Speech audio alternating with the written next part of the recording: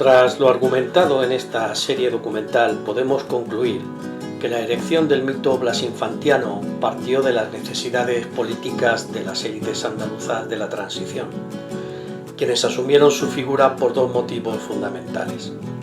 En primer lugar, por la necesidad de justificar, desde una perspectiva historicista,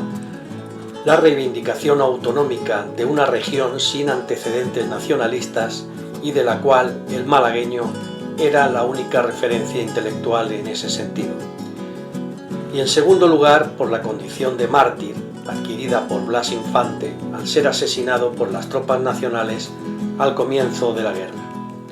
No obstante, y a pesar de la tragedia personal del de Casares, nos vemos obligados a reseñar la obviedad de que una muerte, por injusta y dramática que sea, no convierte automáticamente las tesis intelectuales y filosóficas del ejecutado en doctrina aceptable, ni su figura, personal y humana, en necesario motivo de devoción política o institucional. Sin embargo, desde estas premisas, una connivencia política y académica comenzó el blanqueamiento del catecismo blasinfantiano, haciendo hincapié, como norma general, en los aspectos de la obra del andalucista menos polémicos y soslayando aquellos otros que pudieran enturbiar por comprometedores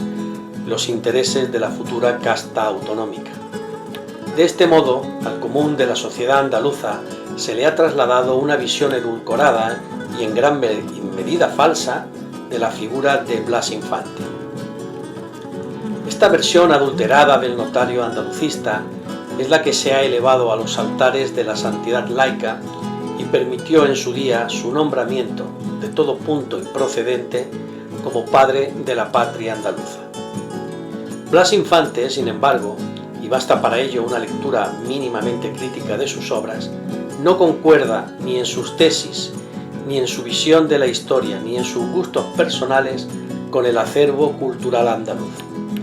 Infante aspiró siempre a una Andalucía que no partía de una realidad histórica más o menos aprehensible. La Andalucía del casareño fue siempre un constructo, el fruto de una ensoñación pseudointelectual, producto de su elucubración mental. Su aversión a la tauromaquia o su escaso apego a las tradiciones religiosas, junto con otras extravagancias personales, pueden parecer meras anécdotas insignificantes que deberían quedar dentro de su esfera privada, pero estas cobran un sentido distinto si tenemos en cuenta su islamofilia y su más que probable conversión a la fe de Mahoma. Infante aspiraba a una Andalucía musulmana cuyo referente histórico inmediato era el Imperio almohade y del cual se inspiró, entre otras cosas, para crear lo que hoy se asume como bandera andaluza. Blas Infante, en definitiva, es el sujeto menos andaluz que podría elegirse para representar a Andalucía. El andalucismo político creado por Infante, considerado como un nacionalismo solidario en contraposición a otros nacionalismos periféricos, ha sido otra de las grandes falacias instaladas en la mayoría de la historiografía y cuya creencia ha llegado a permear en amplias capas de la sociedad andaluza. El andalucista, como hemos visto, aun reconociendo la existencia de España, la niega como nación, recordemos su cita, en España solo regiones hay, y termina reduciéndola, en su deseo, a una especie de Mesopotamia ibérica articulada en torno a las principales cuencas hidrológicas y, a ser posible, islamizada. En el mejor de los casos propone una confusa confederación asimétrica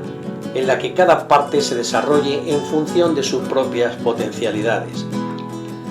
No hay ningún atisbo de solidaridad en su descabellado proyecto.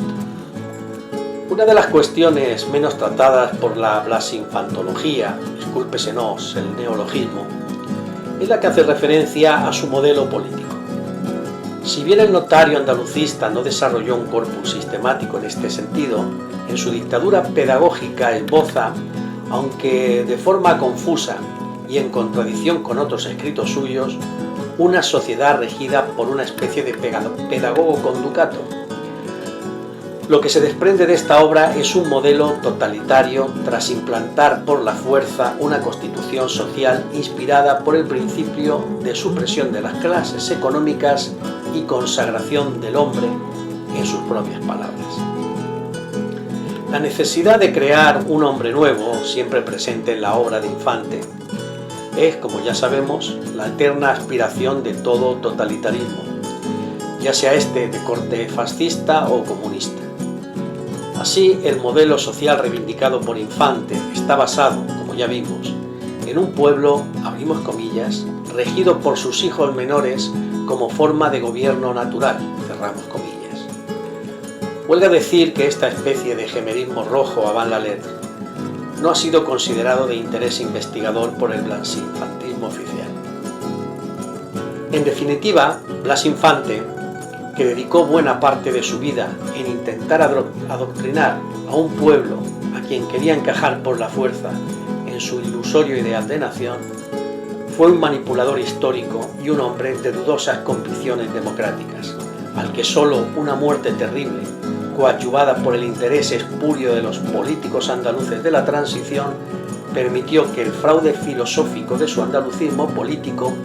en su versión desleída y seleccionada espuriamente, pudiera imponerse como credo oficial de las nuevas instituciones territoriales de la región ante la pasividad de la mayor parte de la sociedad de Andalucía.